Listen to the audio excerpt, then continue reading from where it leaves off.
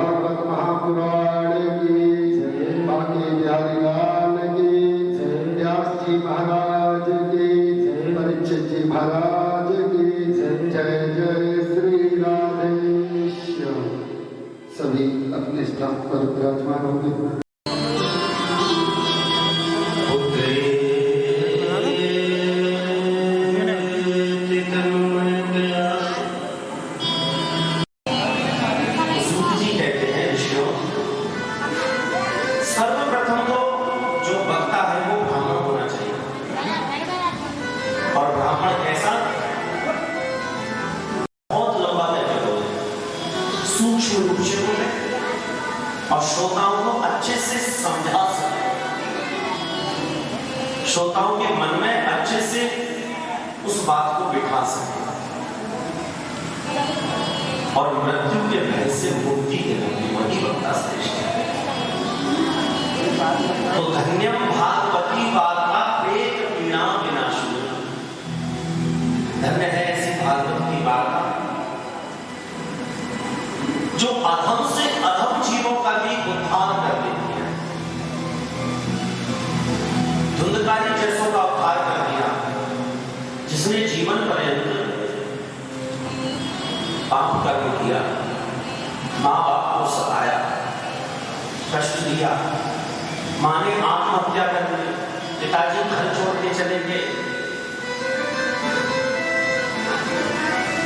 उस दिन संत की बात याद आई कि उस दिन मैं रो रहा था कि मेरे कोई पुत्र नहीं है, लेकिन आज वो संत की बात मुझे याद आ गई कि आज तुम रो रहे हो पुत्र के लिए, कल रोगे कि पुत्र तुम है। पुत्र अगर शुभ है, आज्ञाकारी है,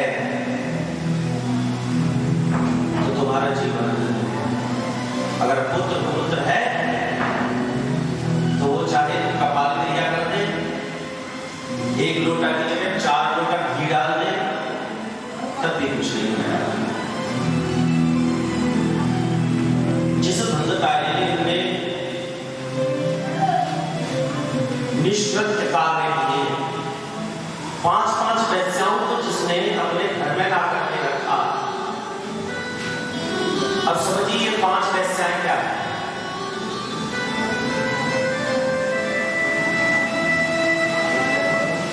तो गोस्वामी जी सुंदरकांड में कहते हैं,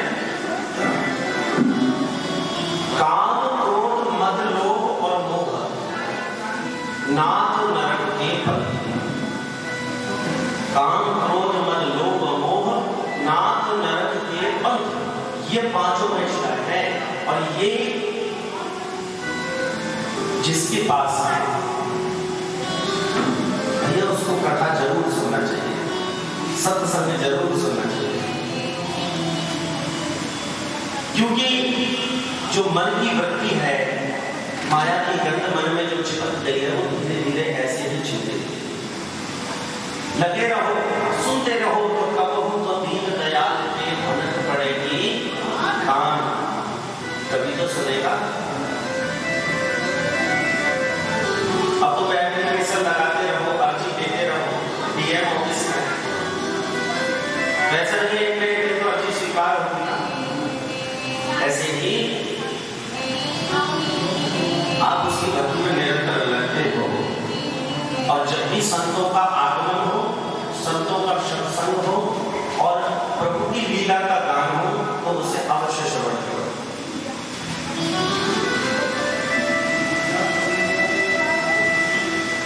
भगवान राम कहते हैं, किसी ने राम जी से पूछा, प्रभु आप कैसे मिलेंगे?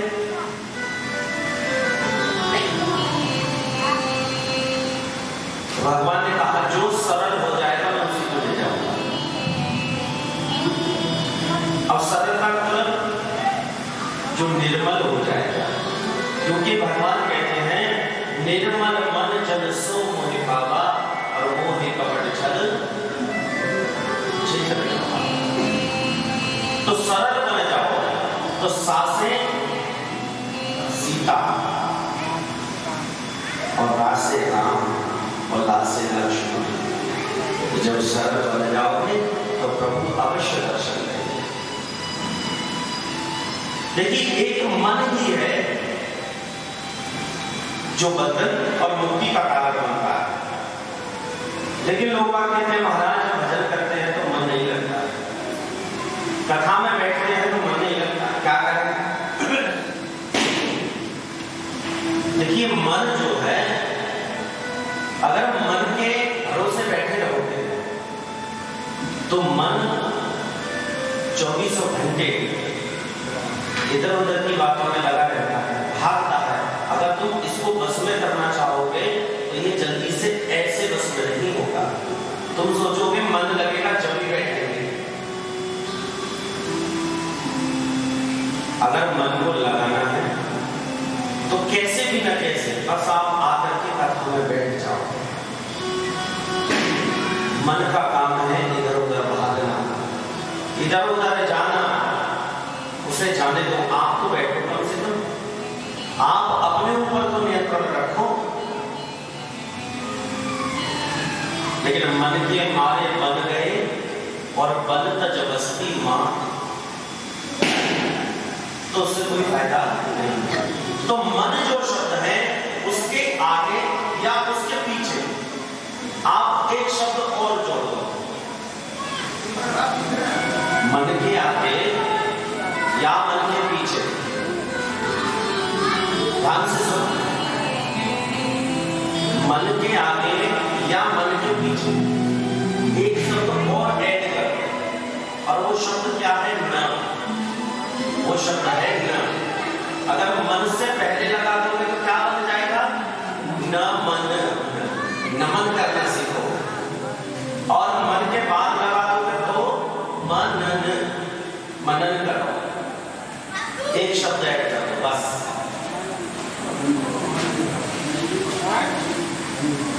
बोलो राधे राधे। जोर से बोलो। भगवान का जन्मोत्सव है तो तैयारियां तो चलती रहेंगी, लेकिन आपका खाना नहीं भूल रहे हैं। तो मन जो है बड़ा ही चंचल है भैया। अगर मन को कथा में लगाना है तो सद्गुरु की शरणागति प्राप्त करके, क्योंकि गुरु ही है जो हमारे मन के सभी संशय को मिटा दे। लेकिन गुरु कैसा होना चाहिए? गुरु कैसा होना चाहिए? देखिए, अगर शिष्य की भावना है, आपकी भावना है कि हमको गुरु अच्छा मिल जाए जो हमको अंधकार से प्रकाश की ओर ले जाए और गोविंद के दर्शन करा दे, तो आप शिष्य बनने योग्य बन जाओ। गुरु अपने आप तुमको ढूंढ लेगा। तुम शिष्य बनने लायक तो बनो।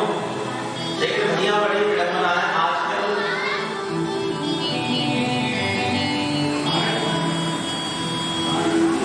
ऐसे ही गुरु हैं और ऐसे ही आजकल शिष्य हो गए हैं।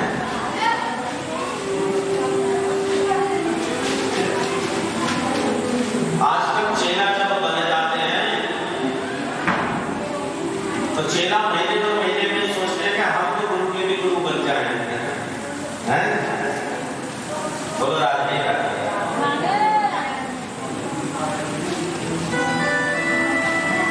एक शिष्य ने देखा कि गुरु जी के आश्रम में बढ़िया बढ़िया मेवा के लड्डू आते हैं और बढ़िया खाने पीने को मिलता है, तो क्यों ना इनका चेला बना जाए, तो खाने को बढ़िया मिलेगा। अब वो चेला बन गया, कंठी ले ली, माला ले ली, भजन करने लगा और बड़ा आलस। रात को जब सोने लगे तो बारिश होने लगी, परीक्षित थी। तो गुरु ने कहा, चेला राम एक काम करो, बाहर गाय बनी हुई है और बारिश हो रही है, एक काम करो तो बंधन से मुक्त कर दो। अब चेला बेचारा ठहरा आलसी। चेला ने कहा, गुरु जी ये बंधन से मुक्त करने का कार्य तो गुरुओं का होता है, हम तो चेला हैं, हम कहां बंधन से मुक्त कर पाएंगे। गुरु बोले, चेला का गुरु ही मिल गया है। गुरु जी बेचारे उठे, गाय को बंधन से मुक्त किया और दूसरी जगह बांध दिया है। जब काफी समय हो गया तो गुरु ने कहा, चेला राम जरा देख करके आओ, बारिश बंद हो गई क्या? तो चेला राम बोले, गुरु जी ये बिल्ली अभी बाहर से अंदर को आई है बारिश में से, हाथ घुमा के देख लो, तुम्हारे बगल में ही बैठी है, अगर गीली हो तो समझ जाना कि बारिश हो रही है और सूखी हो तो समझ जाना कि बारिश बंद हो गई।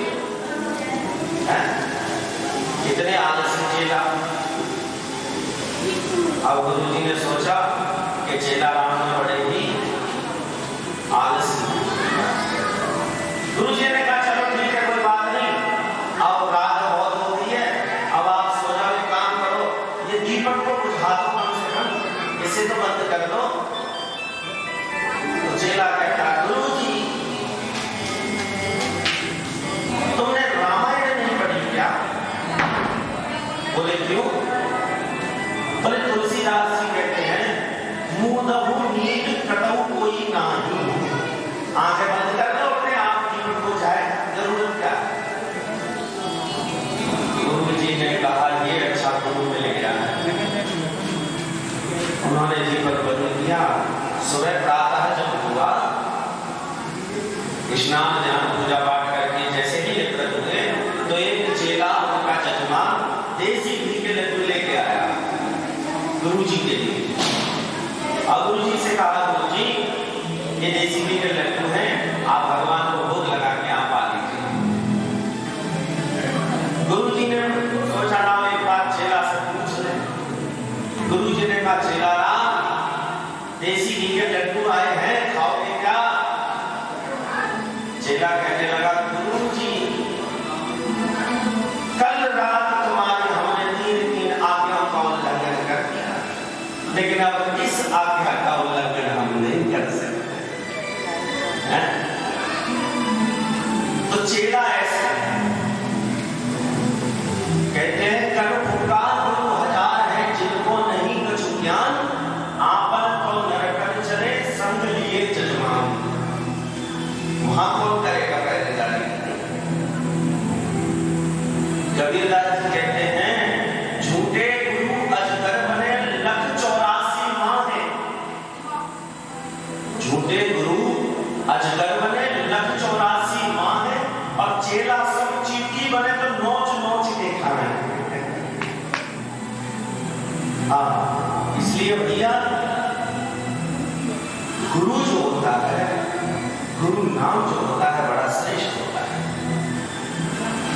गुरु अंधकार से प्रकाश की ओर ले जाता है, और वो प्रकाश क्या है? जो प्रकाश हमारे अंदर विराजमान है, विद्यमान है, उसका दर्शन परमात्मा स्वरूप में कराने वाली गुरु होता है। और जीवन में गुरु को अवश्य धारण करना चाहिए।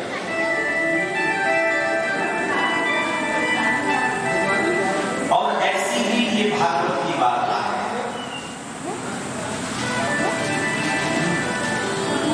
श्री सुखदेव जी राजा परीक्षित से कहते हैं राजन जब इस सृष्टि में कुछ भी नहीं था तो सर्वप्रथम नारायण के नाम से कमल पुष्प पर ब्रह्मा जी का अवतार हुआ, और ब्रह्मा जी में खोज करनी चाहिए कि आखिर में आया कहां से हो। तो ब्रह्मा जी को भगवान ने आदेश दिया और उनसे कहा कि अभी तुम तप करो। तप का मतलब भजन करो, जब तुम जान पाओगे कि तुम कहां से आए हो। इसी प्रकार आप भी हैं, आप जब तक भजन नहीं करेंगे, अच्छा आप क्यों आए हो इस धरती पर, इस धराधाम पर आप क्यों आए हो? मनुष्य शरीर भगवान ने आपको दिया है, क्यों दिया है, किस लिए दिया है? क्या इसीलिए दिया है जो सब आप कर रहे हैं? उन्होंने भी यही कहा है कि पहले गुरु को धारण करो, फिर भजन करो, और फिर अपने आप को जानो कि मैं कहां से आया हूं, मैं कौन हूं, मुझे कहां जाना है।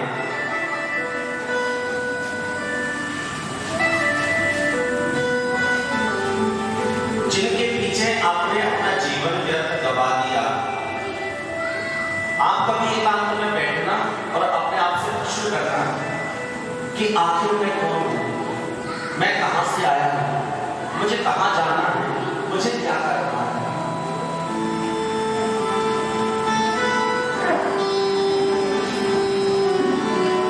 चल रे हंसा अमर लोक को, कोई नहीं यहाँ तेरा है।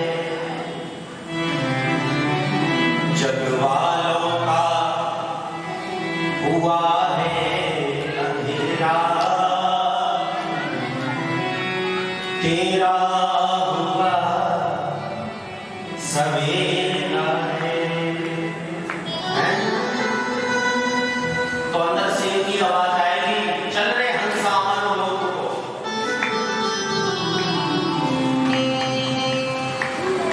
क्योंकि पंछी निकल गया पिंजरे से, खाली पड़ी रही तस्वीर।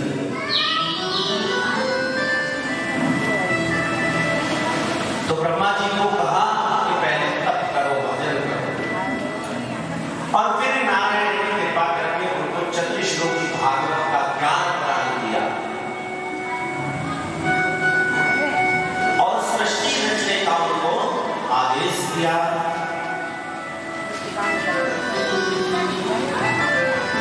तो सर्वप्रथम ब्रह्मा जी ने 4 पद हुए जो मन के द्वारा प्रकट हुए, सनत सनातन सनातन और सनत। 4 पद प्रकट हुए, 4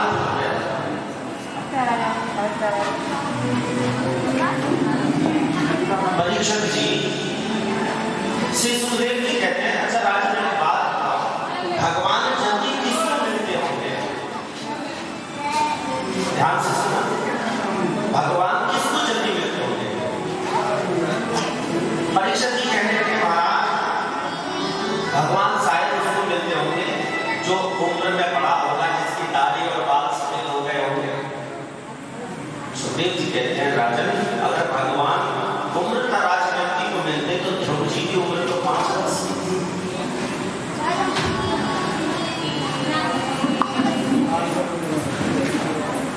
तो उनको कैसे मिलेंगे? तो परीक्षक जी कहते हैं, तो हो सकता है पढ़े लिखे को मिलते होंगे जो विद्वान होगा। बोले अगर पढ़े लिखे को मिलते तो जो गजेंद्र था वो कितना पढ़ा लिखा था, उसने तो कभी विद्यालय नहीं देखा, लेकिन उसका भी उद्धार किया आपने, उसका कल्याण किया, उसको दर्शन दिए।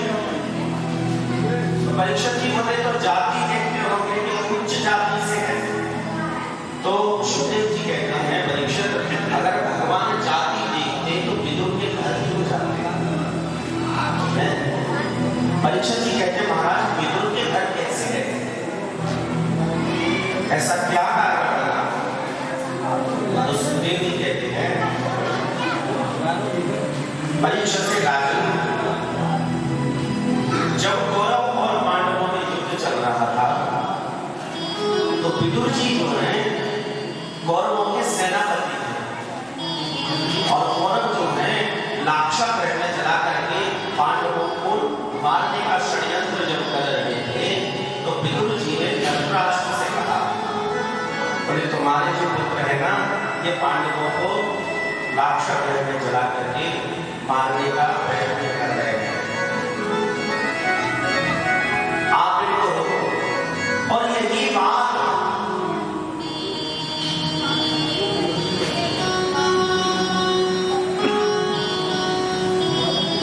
दुर्योधन ने भी सुनी। तो दुर्योधन ने उनको मंत्री पद से निष्कासित कर दिया और भगवान जब शांति दूत बन करके आए, भगवान ने कौरवों से कहा, भैया सलाह मशवरा कर लो, आपस में कुछ चीजें बांट लो। बोलो राधे राधे, बोलो राधे राधे।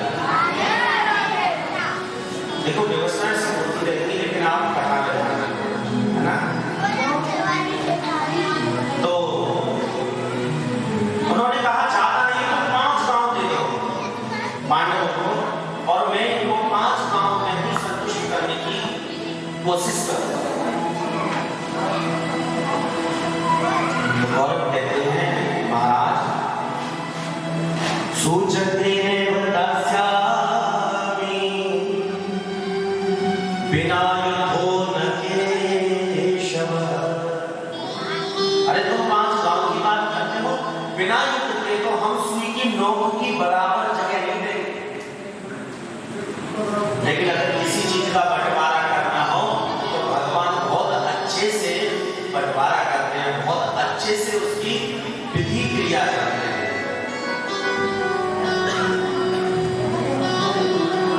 अच्छा, बंटवारा करना भी एक कला है।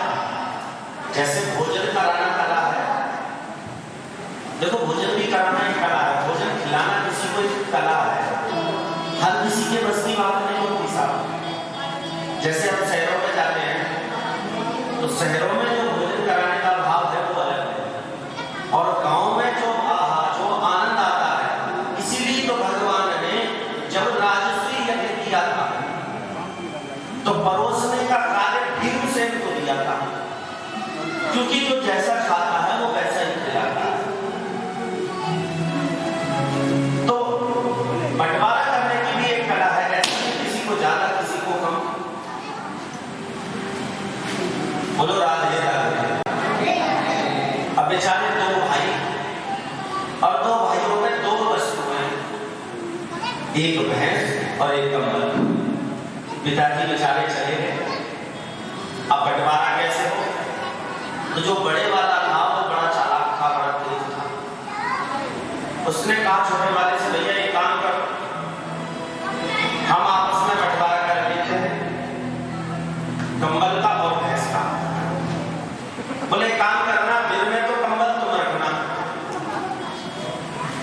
और रात में हमको दे देना। और बोले भैंस, बोले काम करना, भैंस की आधी आधी कर देते हैं। कैसे? बोले आगे का हिस्सा तुम्हारा और पीछे का हिस्सा हमारा। देखो चालाक। अब बेचारा दिन भर कंबल रखा रहे, दिन में कौन उड़ता है, और रात्रि जब हो तो बड़ा भैया है, बोले दो हमारा कंबल और बढ़िया उठ के सो जाए। अब बेचारा वो दिन भर भैंस को खिलाए पिलाए चराए, और शाम को बड़ा वाला आए और दूध निकाल के ले जाए। बड़ा परेशान। एक संत के पास पहुंचा छोटा भाई, महाराज ऐसे ऐसे बात। तो संत ने एक मंत्र बोल दिया, बोले किस मंत्र का प्रयोग करना?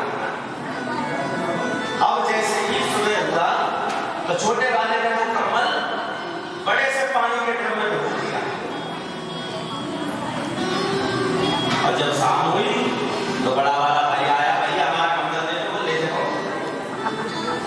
बोले ये क्या कर दिया तुमने, ये तो डुबो दिया। बोले देखो भैया, हम अपने समय में कुछ भी करें तो मेरे इससे अब तुम्हारा समय तो ले देखो। अब जब बड़ा वाला तो छोटा वाला आया डंडा लेके, और उसने भैंस को पीटना प्रारंभ कर दिया। उसके मुंह पर खूब डंडे बजाए, और वो डंडे बजाए तो भैंस मुंह कहां से देगी? कभी लात मारे, कभी कुछ मारे, कभी पैर मारे। बड़ा वाला भाई कहता, अरे भैया क्या कर रहे हो? बोले देखो तुमसे मतलब नहीं, अपने हिस्से में काम करो, जो भी करना है अपने हिस्से में करो। तो जिस चीज का समाधान हमारे पास नहीं होता, उस चीज का समाधान संतों के पास होता, उस चीज का समाधान भगवान के पास होता। तभी तो कहते हैं कि प्रभु हम तो हार गए, अब तुम ही करो जो करना है। संतों के पास ही समाधान होता है। एक भक्त को जिद सिद्ध हो गया, जिद। अब जब सिद्ध हो गया तो उसने कहा कि मुझे काम बताओ, और अगर तुमने काम नहीं बताया तो मैं तुमको मार दूंगा। अब बेचारा बड़ा परेशान, अब वो कोई भी काम नहीं बताए, उसके लिए बल बताता हूं, और वो करके फिर खड़ा हो जाए, काम बताओ। बेचारा बहुत परेशान संत के पास गया, गुरु के पास गया। गुरु जी बड़ी विडंबना हुई, अरे चेलाराम क्या हुआ? गुरु जी जिद सिद्ध हो गया है अपने आप, और कहता है कि मुझे काम बताओ, नहीं तो मैं तुम्हें मार दूंगा। तो जो समाधान किसी के पास नहीं होता वो गुरुओं के और संतों के पास होता है। तो गुरु ने कहा तो क्यों चिंता क्यों करता है, एक काम कर, एक बड़ा सा बांस लेके आ। चेलाराम भक्ति गए, मरता सो क्या ना करता, बड़ा सा बांस लेकर के आए। गुरु ने कहा इसको गाड़ दे, बांस को गाड़ दिया। अब चेला से मंत्र फूंक दिया, और जब जिन्नात आया तो उसने कहा मुझे काम बताओ, नहीं तो मैं तुम्हें मारूं। तो गुरु ने कहा कि तुम्हारा काम केवल इतना है, ये जो बांस बड़ा है इस पर चढ़ो और उतरो, चढ़ो और उतरो, बस तुम्हारा ये अब बेचारा जन्नत भी परेशान हो गया, कब तक चढ़े, कब तक उतरे। ऐसे ही ये हमारा मन है। संत कहते हैं कि ये जो मन है ना, ये 24 घंटे इधर उधर की बातों में लगा रहता है, ऊट पटांग सोचने में लगा रहता है? इसलिए इसको व्यस्त रखना चाहिए। कैसे? क्योंकि कहते हैं ना, एम्प्टी माइंड इज होश वर्कशॉप, खाली दिमाग शैतान का घर होता है। इसलिए संत कहते हैं इसी तरह से मन को श्वास रूपी माला या मन का रूपी माला चढ़ाते रहो और उतारते रहो, चढ़ाते रहो और उतारते रहो। ये जल्दी बस में आने जाने के लिए बस में आने वाला नहीं है। तो जो समाधान किसी के पास नहीं होता वो संतों के और भगवान के पास है। भगवान ने कहा चलो कोई बात नहीं, लेकिन जो तुम युद्ध की बात करते हो ना, युद्ध की अभी तुमने भीषणता को देखा था। तुम्हें पता है युद्ध में कितनी माताएं विधवा हो जाती हैं, कितने बच्चे अनाथ हो जाते हैं, और तुम युद्ध की बात करते हो। धृतराष्ट्र ने दुर्योधन को इशारे से कहा, बोले शांति दूत के साथ में इस तरह का व्यवहार नहीं करते। दुर्योधन कहने लगा, अरे ये सब छोड़ो, ये सब बातें, आप चल करके महल में भोजन करो, क्योंकि मेरी माता गांधारी ने आज तुम्हारे लिए 56 प्रकार के भोग बनाए। और उसी पंक्ति में, उसी भीड़ में पीछे विदुर जी खड़े गोविंद के दर्शन के लिए आए थे, क्योंकि मंत्री पद छूट गया। तो ठाकुर जी ने एक नजर विदुर जी पे डाली, और जैसे ही गोविंद की नजर विदुर जी पर गई तो विदुर जी का तो मन रूपी मयूर नृत्य करने लगा। और भगवान ने दुर्योधन से कहा, दुर्योधन आज तो वैसे भी हमारा निमंत्रण विदुर जी के घर पे है और हम विदुर जी के यहाँ भोजन करने जाएंगे। और जब इतनी बात सुनी तो पीछे विदुर जी खड़े थे, सोचने लगे, हे भगवान, हमने इनको कब निमंत्रण दे दिया, हमने कब इनको कार्ड भेज दिया, हमने कब इनको व्हाट्सएप कर दिया कि आपका निमंत्रण हमारे घर है, हमने तो कुछ बोला ही नहीं। भागते हुए गए घर, विदुरानी से बोले, विदुरानी गोविंद आने वाले हैं और उन्होंने कौरवों की सभा में कहा है कि मैं विदुर काका के घर भोजन के लिए जा रहा हूँ और वहां से मेरा निमंत्रण है, तो आप एक काम करो, जल्दी से तैयारी करो और मैं बाजार जाता हूँ और कुछ भोग प्रसाद लेकर के आता हूँ। विदुर जी जब भोग प्रसाद लेने गए और विदुरानी स्नान करने बैठ गई, और इतने में भगवान आए और भगवान ने आकर के गेट बजा दिया। अरे काकी, गेट को खोलो। और विदुरानी ने जब आवाज सुनी तो उन्होंने कहा, ये तो मेरे गोविंद की आवाज है, ये तो मेरे माधव की आवाज है, ये तो मेरे केशव की आवाज है। तो नहाते हुए मानव की भक्ति की ऐसी समाधि लग गई कि वस्त्र तक पहनना भूल गई और दौड़ी चली गई। आकर के गेट खोला और जैसे ही गोविंद को देखा तो पूरे घर में नचा दिया, आओ गोविंद यहाँ बैठो, एक पाटा उठा लिया, आओ गोविंद यहाँ बैठो, कभी इस कोने में, कभी उस कोने में, कभी इस कमरे में, कभी उस कमरे में, पूरे घर में नचा दिया। और गोविंद खड़े खड़े देख रहे हैं, बाका की तुम्हारी भक्ति तो अनंत कोटि कल्याणकारी है। और विदुरानी ऐसी पागल हो गई भक्ति में कि पाटा लेकर के इधर उधर भागती फिर रही है, आओ गोविंद यहाँ बैठो, अरे नहीं नहीं ये जगह ठीक नहीं है, तुम यहाँ बैठो। फिर वहां पाटा डाल देती है, फिर उठा लेती है, नहीं केशव ये जगह ठीक नहीं है, तुम यहाँ बैठो।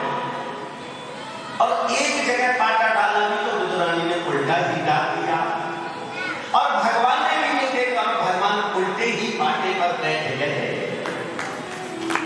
क्योंकि ये भक्ति की प्रकाष्ठा है। भगवान कहते हैं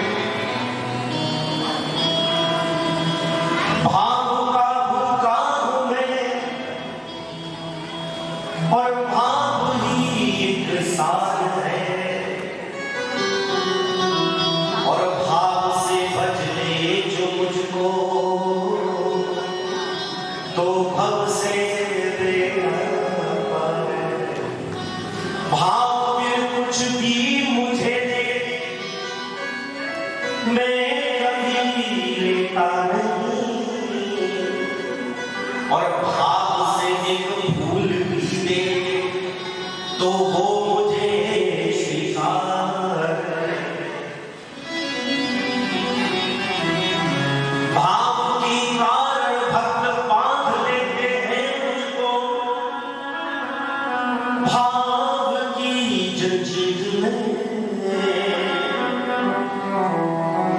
इसलिए धरती पे होता मेरा अवतार है। भगवान कहते हैं कि मैं तो भाव का भूखा हूं। अगर तुम्हारे अंदर भाव है ना तो वो कभी ये नहीं देखते कि तुमने अच्छे वस्त्र पहने हैं, वो कभी ये नहीं देखते कि तुम किस जाति से हो, क्योंकि भगवान कहते हैं जाति पाति पूछे नहीं कोई, हरि को भजे सो हरि को।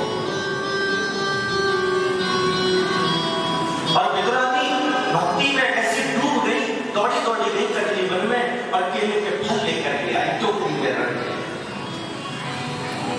और प्रेम की समाधि ऐसी लग गई विदुरानी की, सुलभा की, कि वो केले खिलाने की कोशिश जब करने लगी ठाकुर जी को, तो केले की गिरी गिरी तो गिराती जाए और ठाकुर जी को छिलके खिलाती जाए।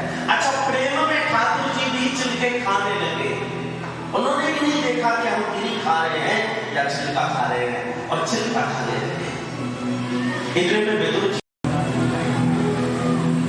जी ने विदुरानी से कहा, विदुरानी जी क्या कर रही हो? जोर से पकड़ के हिलाया तो भक्ति की समाधि बनी। और जब विदुरानी ने देखा कि गिरी नीचे पड़ी है और मैंने गोविंद को छिलके खिला दिए, भगवान से कहने लगी, गोविंद क्षमा करना, मैंने ध्यान नहीं दिया, गिरी गिर गई होगी नीचे धोती से और आपने छिलका खा लिया। विदुर जी कहते हैं, गोविंद आप ये लड्डू खाओ, लड्डू, ये मैं लड्डू आपके लिए लेके आया हूँ, माखन मिश्री युक्त लड्डू है, आप इसका भोग लगाओ।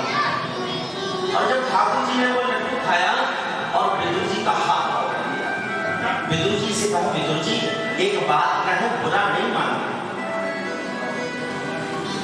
हाँ गोविंद बोलो ना। ठाकुर जी कहते हैं, विदुर जी जो आनंद काकी हुई केलों की छिलकी में था, वो आनंद मेरे लड्डुओं में। ये भक्ति की प्रकाश है।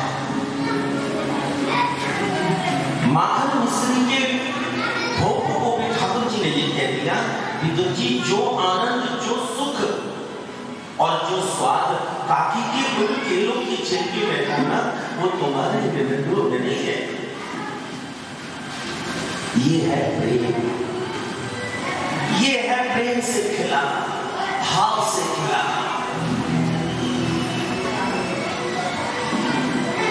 जब मीराबाई को पता चला ना कि गोविंद ने ये प्रसाद भेजा है, गोविंद के हाथ का प्रसाद है, तो बिस्का प्याला पी गई और परिणाम क्या हुआ कि वो बिस्की अमृत बन गया। ये है विश्वास। प्रहलाद को विश्वास था, ध्रुव को विश्वास था कि भगवान मिलेंगे, और प्रहलाद को विश्वास था कि भगवान खम्भे से भी आ सकता है। नरसिंह को विश्वास था कि भात भरने मेरा गोविंद जरूर आएगा, तो उसे आना पड़ा। अरे जिस दिन तुम्हारा ये विश्वास अटल हो जाएगा ना, उस दिन तुम्हें पुकारने की जरूरत नहीं पड़ेगी, वो तो स्वयं दौड़ा चला जाएगा। लेकिन विश्वास से पुकार के तो देखो,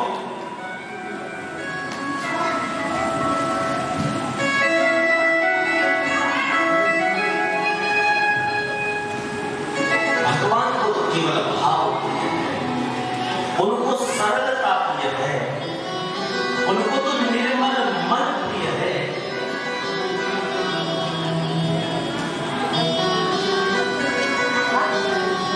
श्री सुखदेव जी कहते हैं, राजन अगर भगवान जाति को देखते तो विदुर के घर जाकर के ना केले के छिलके नहीं खाते, 56 भोग छोड़ करके नहीं जाते।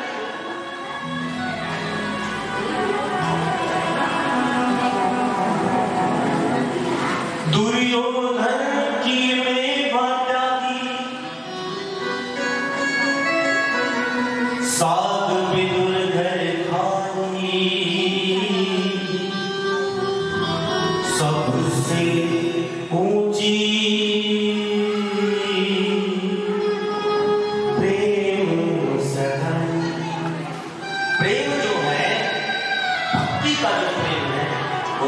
से ऊंचा है। नहीं तो केले के छिलके नहीं खाए। सुखदेव जी कहते हैं राजन,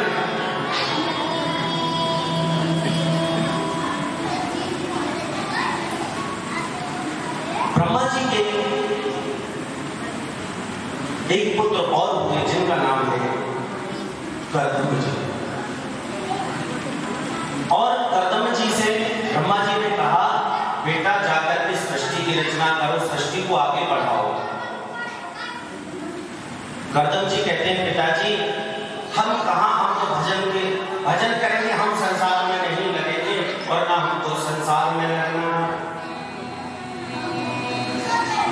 हमको संसार के चक्कर में नहीं पड़ना है, हमें तो भजन करना है। ब्रह्मा जी कहते हैं, बेटे कभी कभी तो हम ना भजन की बात बहुत करते हैं, लेकिन बोलना सहज होता है और उस पर अमल करना, बोले उसके रास्ते पर चलना बड़ा कठिन होता है। तो कर्दम जी जो है वन में जाकर के तप में लीन हो गए, भजन में लीन हो गए, तपस्या करते हैं।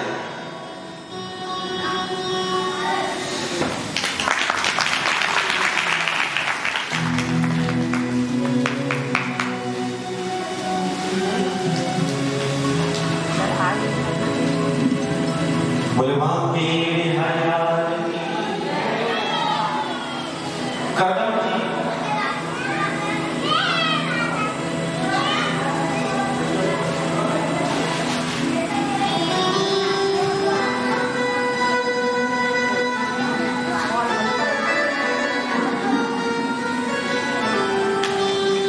कर्दम जी कर्दम जी भजन में लीन हो गए, लेकिन उन्होंने देखा कि सृष्टि तो बढ़ रही है, सृष्टि बढ़ती जा रही है, तो उनके मन में भी विवाह का विचार आया और विवाह का विचार करके भजन करने लगे। भगवान प्रकट हुए कर्दम जी के सामने और कर्दम जी से कहा, मांगो तुमको क्या मांगना है। कर्दम जी कहते हैं, प्रभु जब आपका दर्शन हो गया तो अब और कुछ नहीं चाहिए। भगवान कहते हैं, नहीं, जिस कामना से आपने भजन किया था वो तो पूरी करनी पड़ेगी। अब भगवान के सामने कर्दम जी कैसे कहते हैं कि जी हम विवाह की कामना लेकर के भजन करने बैठे। देखो पहले क्या था, पहले जब घर में विवाह शादी की बात होती थी ना, तो बेटा हो या बेटी वो सामने ले जाते थे, इतनी शर्म लगती थी, इतनी शर्म थी उस समय। लेकिन आज तो भैया जब घर बहू में आ जाए ना, बहू जब घर में आ जाए तब पता चलता है कि विवाह हो गया। बहुत जगह ऐसा देखने को मिलता है। तो भैया इसलिए कहते हैं कि जैसा बच्चे को आप शिक्षा देंगे, जैसे सनातन की शिक्षा देंगे और अपनी संस्कृति की शिक्षा देंगे, तो पहले आंखों में शर्म थी है, और आजकल भैया आंखों की भी शर्म खत्म हो गई। अब घूंघट तो लगाने एक हाथ लंबा और घूंघट में से अपने ससुर को गाली दे रहे हैं, तो ऐसे घूंघट का क्या फायदा। इसलिए शर्म जो होती है केवल आंखों की होती है, सर पे पल्लू हो और आंखों में शर्म हो। आपने कभी नहीं सुना होगा कि सीता जी ने दशरथ जी से एक हाथ लंबा घूंघट किया हो। सर पे पल्लू और आंखों को हमेशा नीचे। ये मान और सम्मान की प्रकाष्ठा है। तो भगवान ने कहा नहीं, स्वयं भगु मनु की जो पुत्री है देवहूति, उनके साथ आपका पाणी ग्रहण संस्कार होगा और आप मना मत करना। तो कर्दम जी का विवाह देवहूति जी के साथ होगा, लेकिन कर्दम जी ने कहा, प्रभु मेरे घर खुद आपको पुत्र बनकर आना पड़ेगा। लेकिन पुत्र को छोड़ो, उससे पहले कदम जी के यहाँ 9 कन्याओं का जन्म होगा, जो 9 ऋषियों के लिए ब्याही गई।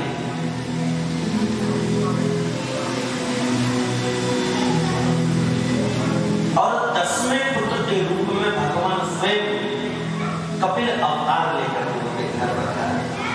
बोले कपिल भगवान की, जिन्होंने अपनी माता को सांख्य उपदेश दिया। सांख्य उपदेश का मतलब है अध्यात्म ज्ञान दिया और जीव और परमात्मा के बारे में बताया और गर्भ के बारे में बताया कि जीव जब गर्भ में होता है तो जीव की क्या स्थिति होती है।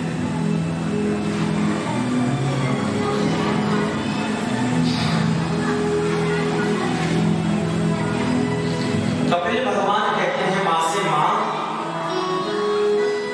गर्भवास समम दुखम न भूतो न भविष्यति। जीव को गर्भ में जितनी वेदना, जितनी पीड़ा होती है, शायद उसको कभी नहीं होती। और जीव जब जन्म लेता है तो संसार की जो माया है, उस माया की वेदना फिर उसको सताती है।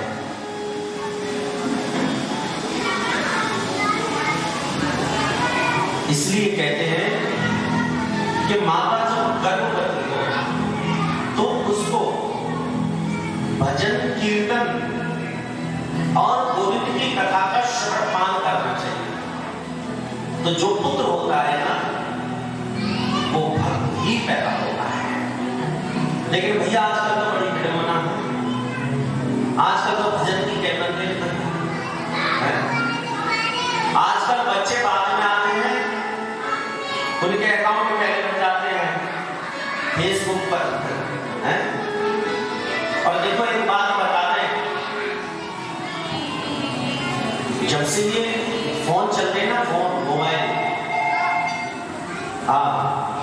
जब से ये मोबाइल चल गए ना भैया, जब से तो जो हमारे नए पीढ़ी के जो बच्चे हैं, जो नई जनरेशन है भैया, उन्होंने तो संस्कृति को ही खत्म कर दिया। घर में अगर 4 लोग हैं तो चारों पे फोन है और चारों एक ही कमरे में बैठे हैं और सब अपने अपने फोन में लगे, कोई किसी से बात नहीं करता। संस्कार खत्म हो गए।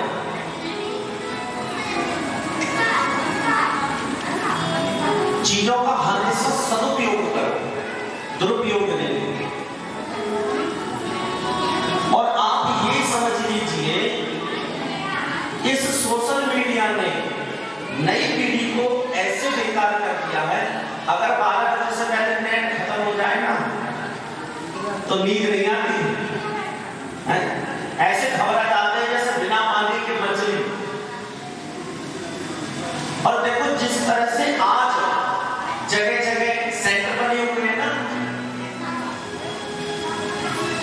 कि मदिरा छुड़वाएं, बुरी लत छुड़वाएं, ऐसे ही आने वाले समय में अगर यही स्थिति रही तो ऐसे सेंटर बन जाएंगे कि व्हाट्सएप चलवाना छुड़वाएं, फेसबुक चलाना छुड़वाएं। तो भैया चीजों का सदुपयोग करो, दुरुपयोग नहीं।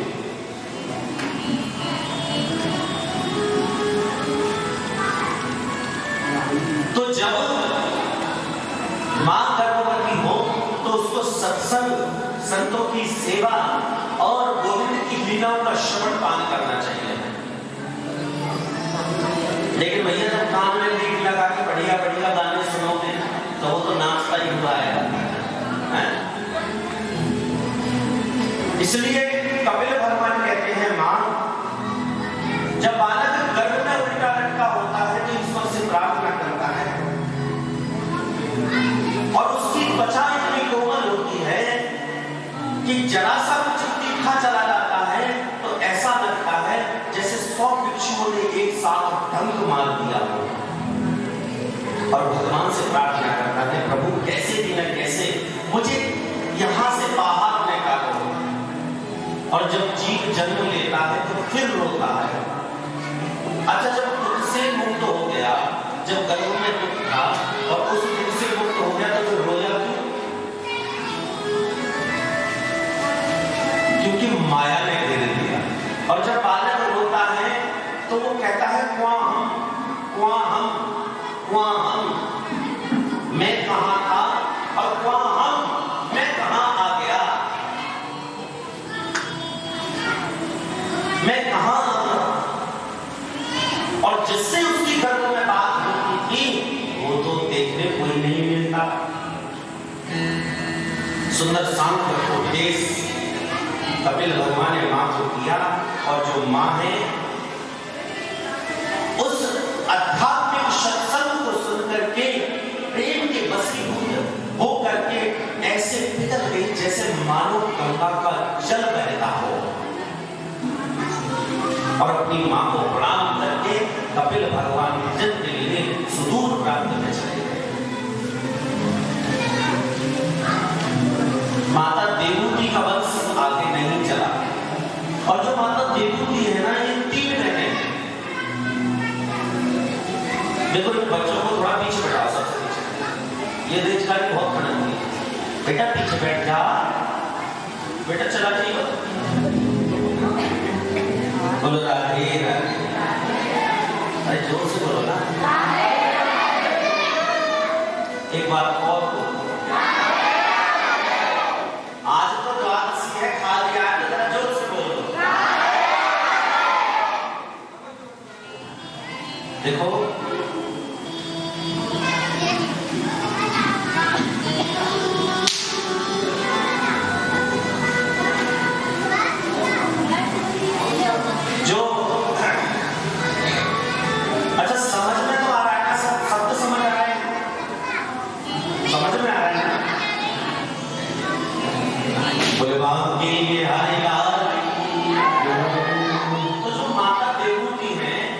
उनका वंश आगे नहीं चला।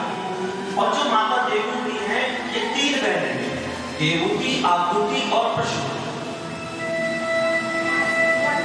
और जो आकृति नाम की बहन है ये रुचि प्रजापति के लिए ब्याही गई, और इन्हीं के घर भगवान यज्ञदेव का प्रादुर्भाव हुआ। और जो प्रसूति नाम की कन्या है वो दक्ष प्रजापति को ब्याही गई।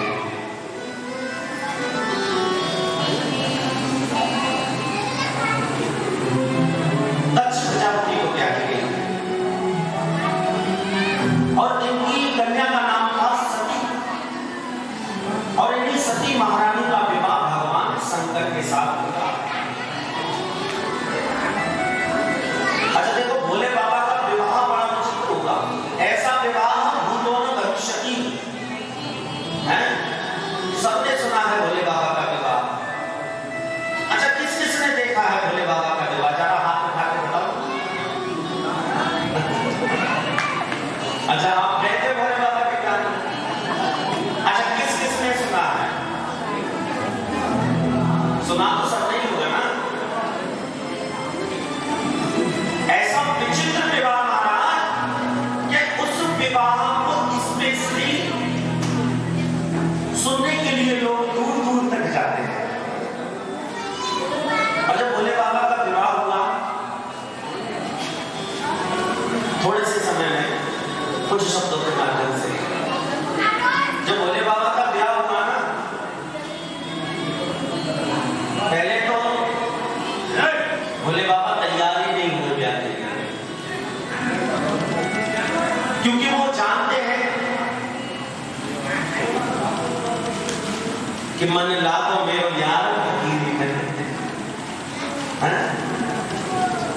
जो सुख पावे नाम भजन में, सो सुख नाहे अमीरी में, मन लाखों में यार फकीरी में। क्योंकि वो सब जानते हैं, क्योंकि एक बार किसी ने पंच कर दिया सती जी को, गौरा जी को किसी ने पंच कर दिया। बोले तो कहां शमशान में पड़ी रहती है भोले बाबा के साथ। लक्ष्मी जी को देखो वैकुंठ में रहती है बढ़िया, इंद्र को देखो स्वर्ग में रहता है, तुम्हारे पास क्या है? अच्छा, जो स्त्रियां होती है ना, थोड़ा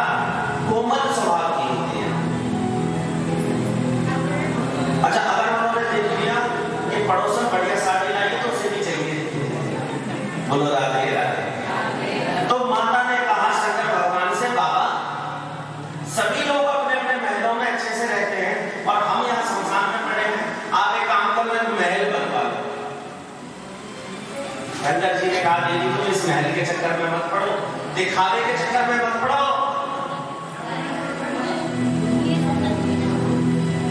दिखावा नहीं करना हमको, हम सबसे बढ़िया है। बोले नहीं, महल तो बनना चाहिए।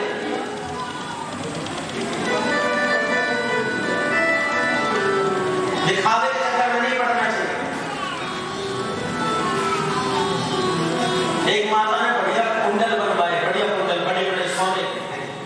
तो सब पड़ोसियों ने पूछा कि बहन ये कुंडल कहां से बनवाए, बड़े अच्छे हैं। तो उसको देख करके एक ने चूड़ी बनवा ली सोने की। अब वो चूड़ी पहन करके पूरे गांव में घूमी, लेकिन किसी ने नहीं पूछा कि चूड़ी कहां से बनवाई। अब बेचारे बड़े परेशान, कैसे भी कोई पूछ ले। अब वो नल पर पानी भरने जाए तो खूब हाथों को बजाए और फिर नल चलाए, लेकिन फिर भी कोई ना पूछे। जब कोई नहीं पूछता तो उसने अपनी झोपड़ी में आग लगा दी। अब हाथ फेंक फेंक के कहे भैया आग बुझाओ, अरे भैया आग बुझाओ, अरे भैया आग बुझाओ। एक ने देखा तो उसने पूछा अरे बहन ये चूड़ी कब बनवा रही है? बोले ये बात को पहले पूछ लेती तो आप काय को लगती है? तो ये दिखावा नहीं करना चाहिए। दिखावा किस चीज का करना है? किसको दिखाना है?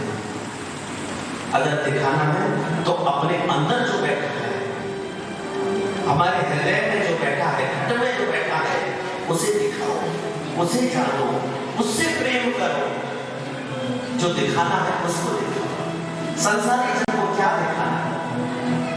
बोले बाबा कहते हैं दिखावे के चक्कर में मत पड़ो, ऐसे ही ठीक है। बोले ना, अब तुम जानते हो क्रिया हट है, एक होती है बाल हट, एक होती है राज हट और एक होती है क्रिया हट। अगर सोच लिया कि आज हमको 2000 रुपए चाहिए तो उनको देने पड़ेंगे, नहीं तो शाम को भोजन नहीं मिलेगा है? लेकिन क्या करें सारी माताएं, जब से ऑनलाइन का जमाना चल गया, जब से फोन चालू बंद हो गए हैं। बोलो राधे राधे। तो माता ने कहा नहीं, महल बनवाना भोले बाबा पड़ेगा आपको। भोले बाबा ने कहा चलो जब तुम्हारी इच्छा है। तो भोले बाबा ने एक सोने का महल बनाया, सोने का। और जब सोने का महल बनाया तो भोले बाबा बोले अब गृह प्रवेश भी होना चाहिए। तो पार्वती जी बोले हाँ बिल्कुल होना चाहिए। बोले तो बढ़िया से ब्राह्मण को बुला। बोले तो ब्राह्मण बढ़िया सा, तो महाराज आपका चेला है उसी को बुला लो। रावण को बुला लिया। अब जब रावण आए गृह प्रवेश कराने, तो रावण ने जब देखा कि हमारे स्वामी जी का तो महल बड़ा अच्छा है और सोने का है, गृह प्रवेश हुआ। जब दक्षिणा की बारी आई तो संकल्प हुआ और भोले बाबा ने जब संकल्प किया तो रावण ने संकल्प कराया और 3 वचन भरवाए कि जो हम मांगेंगे वो आप दोगे। भोले बाबा बोले ठीक है तथास्तु। तो रावण बोला महाराज ये सोने का महल हमको दे दो। भोले बाबा बोले पार्वती से देख लिया नहीं, इसलिए मैं कहता था कि हम जैसे हैं बहुत अच्छे हैं। अरे हम संसार को क्या दिखाएंगे? संसार जन तो खुद एक दिन संसार को छोड़ के यही आएंगे, हमारे पास ही आएंगे, क्योंकि हम इस समय सबको संसार में जाना है। अच्छा भोले बाबा संसार में निवास करते हैं क्योंकि उनको राम का नाम दिया है। तो कुछ लोग राम का नाम ले रहे थे, भोले बाबा ने सोचा कि नाम कहां दिया जा रहा है। तो पता चला कि किसी ने अपने शरीर को त्याग किया और उसको शमशान ले जा रहे थे, तो वो राम का नाम ले रहे थे। तो भोले बाबा उनके पीछे पीछे चल दिए और जब देखा कि शमशान में तो सभी राम का नाम लेते हैं, तो भोले बाबा बोले ये नाम तो मुझे इतना प्रिय है कि मैं इसके बिना रह नहीं सकता। तो भोले बाबा फिर वही वास करने लगे थे, भोले बाबा वही रहने। तो भोले बाबा का जब विवाह हुआ तो भोले बाबा से उनके दूतों ने कहा महाराज आज हमारी शादी है, तो थोड़ा आज तो नहा धो लो है, आज नहा धो लो, थोड़ा ब्यूटी पार्लर हो आओ, आज थोड़ा सा श्रृंगार कर लो। भोले बाबा बोले भैया क्या श्रृंगार करना? एक दूध बोला नहीं, आज हम सजाएंगे भोले बाबा। तो ये बोला कि हमने सुना है कि दूल्हा जो है वो मोर पहन के जाता है, जो मोर होता है सिर पे, बोले मोर पहन के जाता है। बोले फिर मोर कहां से आएगा? तो एक जंगल प्रेत भागा और जाकर के क्षण बने पतले पतले सांप लाया पकड़ के, बहुत सारे सांपों को पकड़ा और एक सांप से उसके मुंह को बांध दिया और सर को ऊपर से ऐसे रख दिया। अब पतले पतले छलीले सांप उनकी पूंछ नीचे को लटक गई और मुंह ऊपर, जटा मुकुट से मोर विराजा, भोलेनाथ का सहरा तैयार हुआ। अब एक ने कहा कि हमने सुना है कि दूल्हा जो होता है बढ़िया माला पहनता है।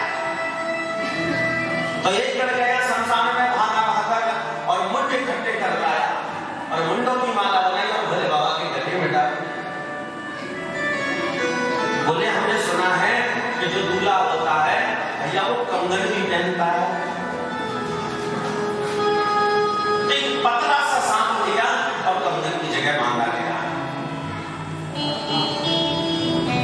और देखो ऐसा बताते हैं, संत लोग भी बताते हैं, और भी कुछ भाव हो सकते हैं कि जिस सर्प को भगवान शंकर के कंगन की जगह बांधा गया था, वो जब कंगन की जगह बांधा गया तो उसकी आंखों से आंसू निकले प्रेम के।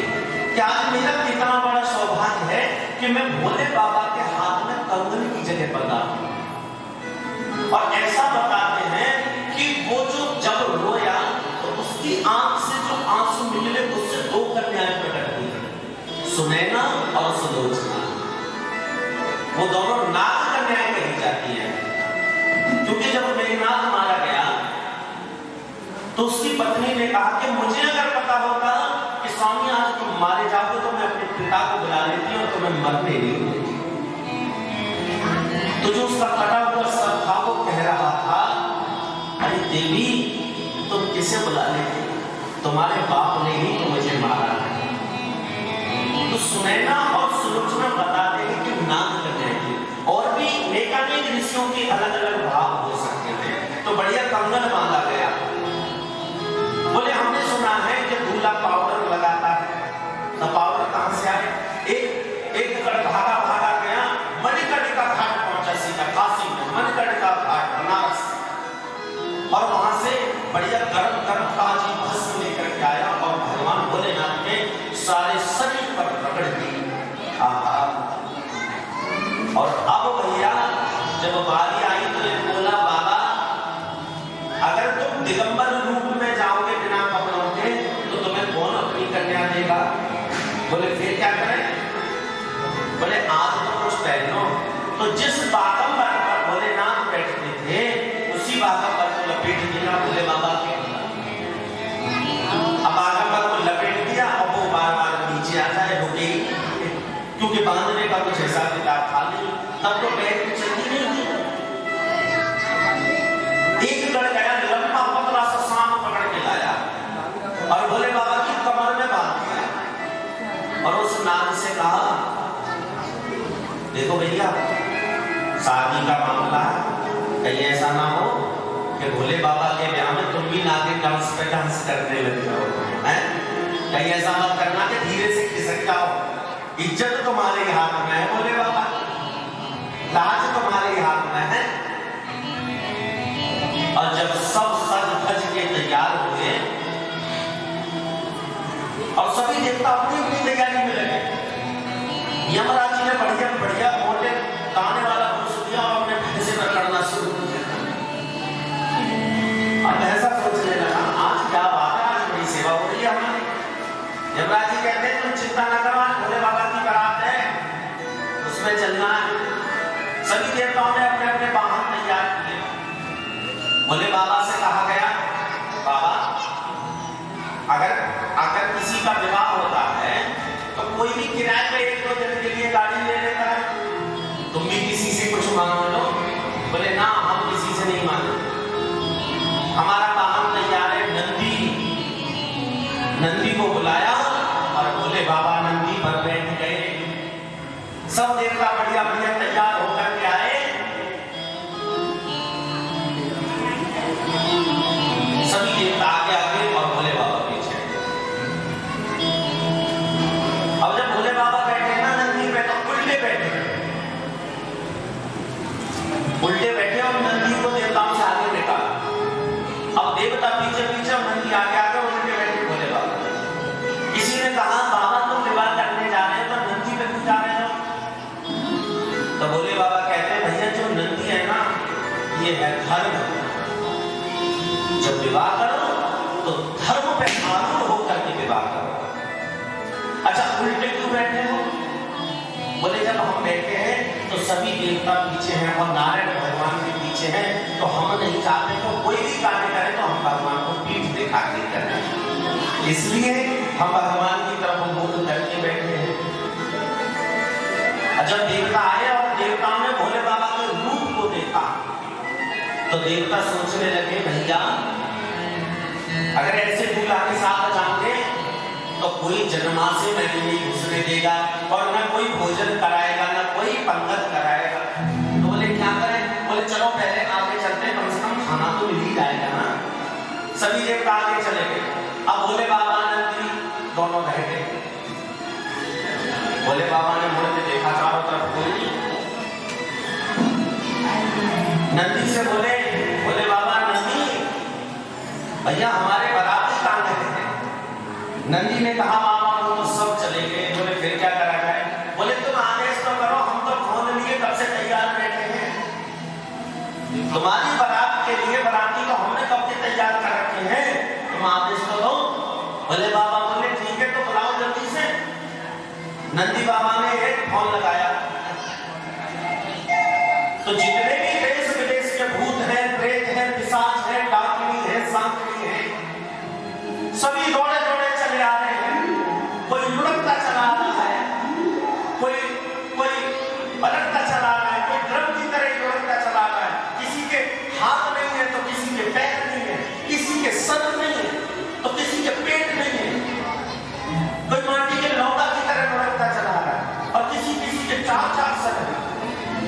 इंडिया के भूत, पाकिस्तान के भूत, चाइना के भूत, देश विदेश के सब जगह के भूत, इंग्लैंड के भूत, अफ्रीका के काले काले भूत, सब जगह से दौड़े दौड़े चले आए। और जब भूत इकट्ठे हो गए तो भोले बाबा बड़ी खुशी के साथ में चलते हैं, सभी नाचते गाते हुए भोले बाबा के विवाह में गए।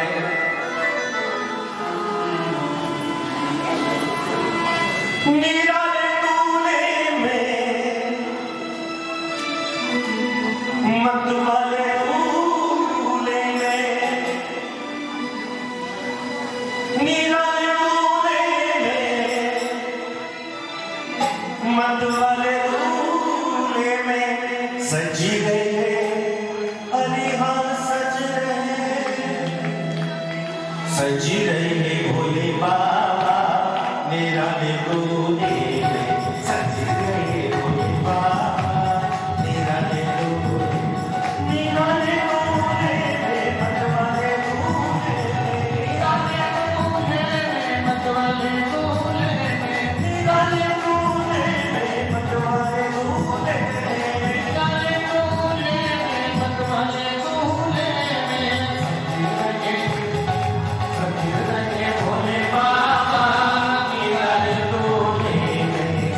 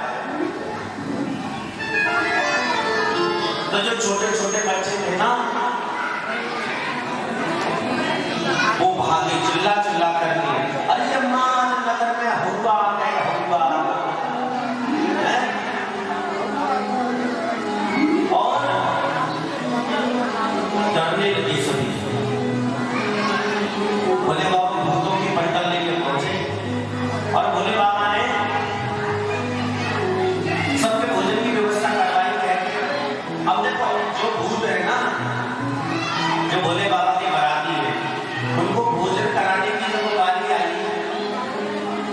पत्तल परोसने वाला था बेचारा बड़ा परेशान। किसी के तो सर ही नहीं, तो वो विचार करने लगा पत्तल के घर पर इसके तो सर ही नहीं, और किसी के सर है तो बिल्कुल ऊपर की तरफ उसका मुंह है, बोले किधर पत्तल परोसूं, और किसी के तो चार बोले कौन सी दिशा में पत्तल परोसूं। ऐसी विचित्र बारात को देख करके नारद जी ने कहा प्रभु ऐसे रूप से तुम्हें अपनी कन्या कौन देगा, फिर एक काम करो इस रूप का त्याग करो और सुंदर रूप बनाओ।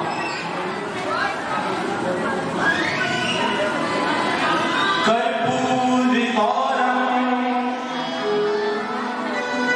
करुणावतारम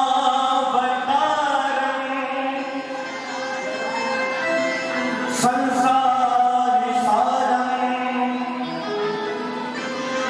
भुजगेन्द्रहारम सदा वसन्तं हृदयारविन्दे भवं भवानी सहितं नमामि। आहा, कर्पूर गौरम, कपूर जैसा शरीर जिनका है, कर्पूर गौरम, और जो करुणा के अवतार हैं, आस पोस तुम अब डरकानी और आरती हरमती में चले जाओ। देखो अच्छा बातें तो कर दो या फिर आप लोग बातें कर दो,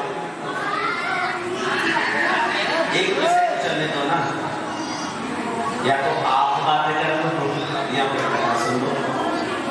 बोलो राधे राधे, अरे जोर से बोलो ना, अरे भोले बाबा की बारात में बैठे हो तेज बोलो।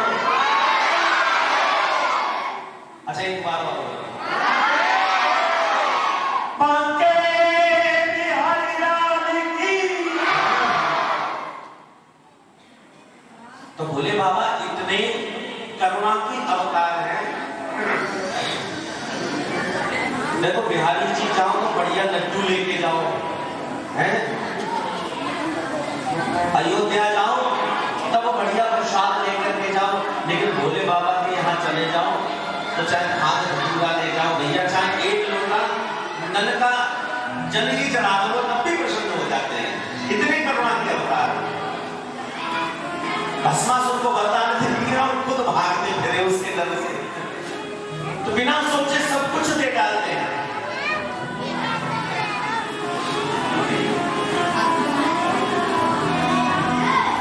चोर चोरी करने के लिए जब गया तो रास्ते में भोलेनाथ का मंदिर पड़ा, तो उसने सोचा चोरी करने जा रहे हैं, चलो भगवान से प्रार्थना करते हैं। ऐसा नहीं है भक्ति ही पूजा करता है, चोर लोग भी पूजा करते हैं कि प्रभु आज लाज रखना, आज ठीक ठाक काम हो जाए। तो भोलेनाथ के मंदिर में जब गया प्रणाम किया, देखा तो भोले बाबा के मंदिर में बहुत बड़ा घंटा लटका पीतल का, तो सोचा आज का काम तो हो गया, इसी को उतार लेते हैं और इससे हमारी आज की जीविका चल जाएगी। अब बेचारा जो घंटा था वो थोड़ा ऊपर था, अब विचार करने लगा कि इसे कैसे उतारा जाए, तो उतारने के लिए वो शिवलिंग पे चढ़ गया। कहां चढ़ गया? शिवलिंग पे। और जैसे ही शिवलिंग पे चढ़ा तो भोलेनाथ प्रकट हो गए, बोले भक्त मैं तुझसे बड़ा प्रसन्न हूँ। अरे कोई मेरे पे भांग धतूरा चढ़ाता है, कोई आग भांग चढ़ाता है, कोई गंगा जल चढ़ाता है, कोई नल का जल चढ़ाता है, लेकिन धन्य है तूने तो अपने आप को ही चढ़ा दिया है? तो भोले बाबा इतने करुणा के अवतार हैं, पल भर में प्रसन्न हो जाते हैं, बिना सोचे समझे सब कुछ दे देते हैं। सुंदर रूप बनाया और भोले बाबा का विवाह हुआ, क्योंकि ये प्रण पहले से ही था, कुंवरा जी का प्रण पहले से ही था। बरहु सबको नतर रहू कुंवारी, अगर शादी करूंगी तो भोले बाबा से, वरना मैं कुंवारी रह जाऊंगी, शादी नहीं करूंगी। बरहु सबको नतर रहू कुंवारी, भोले बाबा का सुंदर विवाह हुआ और इनके जो ससुर है दक्ष प्रजापति उनसे द्वेष करते हैं, क्योंकि एक बार भोलेनाथ ने उनको प्रणाम नहीं किया, क्योंकि भोले बाबा भजन में थे। इसी का बदला लेने के लिए दक्ष ने अपने घर यज्ञ का आयोजन कराया। कल हरिद्वार में यज्ञ का आयोजन हुआ, सभी देवताओं को निमंत्रण दिया और सबसे स्पेशल कहा कि जब भी आप अपने अपने हेलीकॉप्टर से अपने अपने विमान से आओ तो कैलाश की तरफ से आना। और जब सभी वाहन जाने लगे तो सती जी ने देखा, गौरा जी ने देखा कि ये वाहन कहां जा रहे हैं। तो भोलेनाथ से पूछा, प्रभु ये वाहन कहां जा रहे हैं? तो भोलेनाथ कहते हैं, देवी तुम्हारे पिताजी के घर में यज्ञ कर रहे हैं और ये वही जा रहे हैं। तो बाबा हम क्यों नहीं जा रहे? बोले देवी हमारे लिए निमंत्रण नहीं है। बोले बाबा तुम जाओ या मत जाओ, मैं तो जरूर जाऊंगी। देखो माताओं ध्यान देना,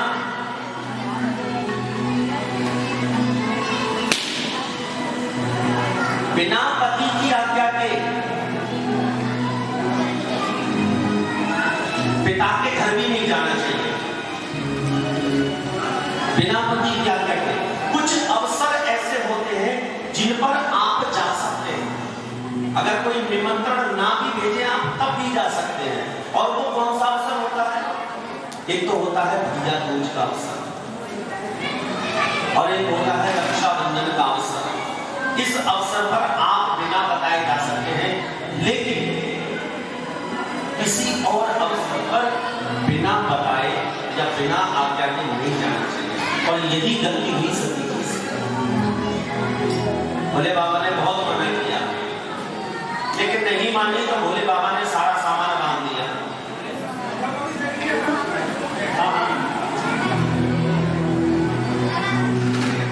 बोले राधे राधे। सारा सामान बांध दिया और सारा सामान बांध करके नंदी पे रख दिया। बोले जाओ छोड़ो। सती जी कहती है, महाराज तुमने सारा सामान बांध दिया, क्या मैं वापस नहीं आऊंगी लौट के? तुमने पैसे सूटकेस पैक कर दिए हैं। लेकिन भोले बाबा सब जानते हैं कि अब सती जी वापस नहीं है। और मना करने के बाद जब यज्ञ में पहुंची तो सभी देवी देवताओं का स्थान है, लेकिन भोले बाबा का कोई स्थान नहीं। देख करके एकदम क्रोध में लाल हो गई। सभी सती सहेलियों ने उपहास किया, लेकिन एक मां थी जो सादर और आदर के साथ अपनी पुत्री से मिली। और अंततः गरुआ जब भोले बाबा का अपमान देखा तो सती जी उसी यज्ञशाला में अग्नि में जल करके भस्म, क्योंकि पति का अपमान नहीं से। और जब पता चला भोले बाबा को, तो भोले बाबा ने अपने सर से एक जटा उठाई और जमीन पर पटकी, और जैसे ही पटकी तो उससे वीरभद्र प्रकट हुआ। जोर की गर्जना करते हुए भोलेनाथ के चरणों में प्रणाम करने लगा। बाबा आदेश, जाओ जाकर के दक्ष के यज्ञ को विध्वंस कर दो। सभी गढ़ पहुंचे, किसी की दाढ़ी उखाड़ी, किसी की मूंछ उखाड़ी, जिसने उपहास किया था सबको दंड दिया, दक्ष के यज्ञ का विध्वंस किया। लेकिन ऋषियों ने भोले बाबा की प्रार्थना की कि प्रभु अगर कुल आहुति नहीं होगी तो फिर तो समाज में कोई यज्ञ भी नहीं करेगा। आप तो करुणा के अवतार हैं, दीन वत्सल हैं, आप कृपा करो। तो भोले बाबा प्रसन्न हो गए।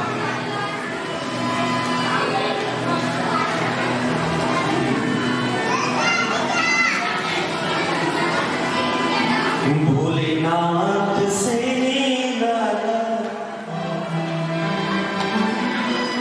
शंभुनाथ से कोई और नहीं, और